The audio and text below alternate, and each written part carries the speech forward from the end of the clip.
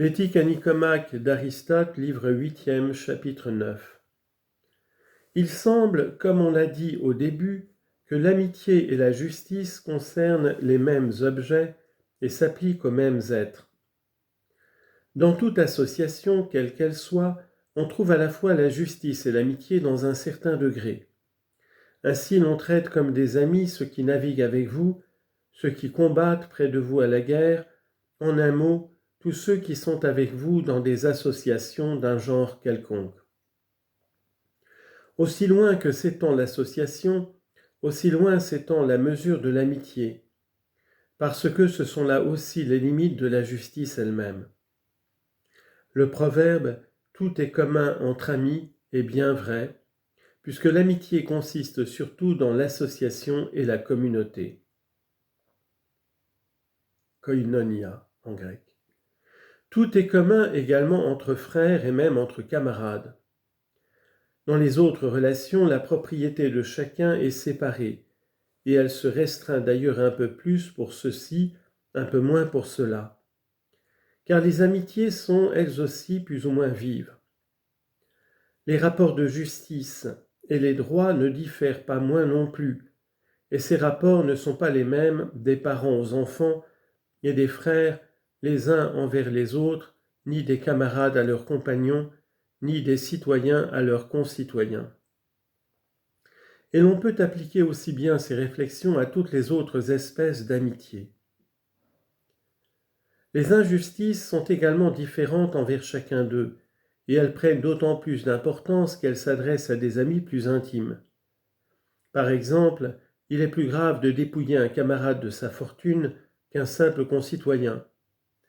Il est plus grave d'abandonner un frère qu'un étranger et de frapper son père que toute autre personne. Le devoir de la justice s'accroît naturellement avec l'amitié, parce que l'une et l'autre s'appliquent aux mêmes êtres et tendent à être égales.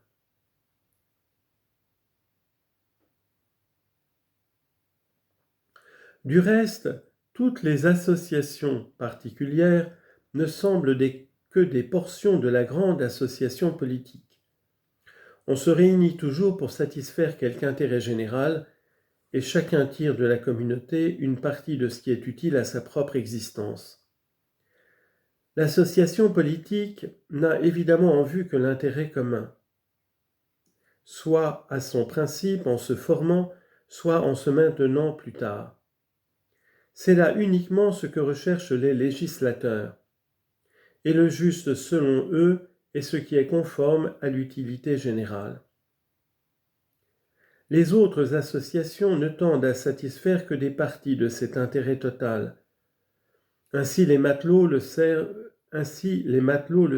en ce qui concerne la navigation, soit pour la production des richesses, soit sous tel autre rapport. Les soldats le servent en ce qui se rapporte à la guerre, poussés par le désir de l'argent, soit par le désir de la victoire, ou par leur dévouement à l'État. On pourrait en dire autant des gens qui sont associés dans la même tribu, dans le même canton. Quelques-unes de ces associations semblent n'avoir pour but que le plaisir, par exemple celle des banquets solennels et celle des repas où chacun fournit son écho. Elles se forment pour offrir un sacrifice en commun ou pour le simple agrément de se trouver ensemble. Mais toutes ces associations sont comprises à ce qu'il semble sous l'association politique, puisque cette dernière association ne recherche pas simplement l'utilité actuelle, mais l'utilité de la vie tout entière des citoyens.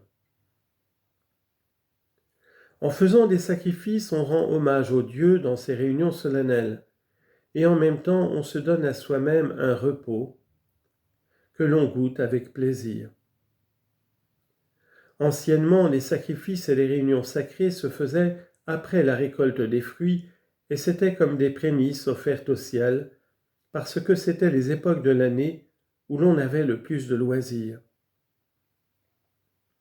Ainsi donc, je le répète, toutes les associations spéciales ne paraissent être que des parties de l'association politique, et par suite toutes les liaisons et les amitiés revêtent le caractère de ces différentes associations.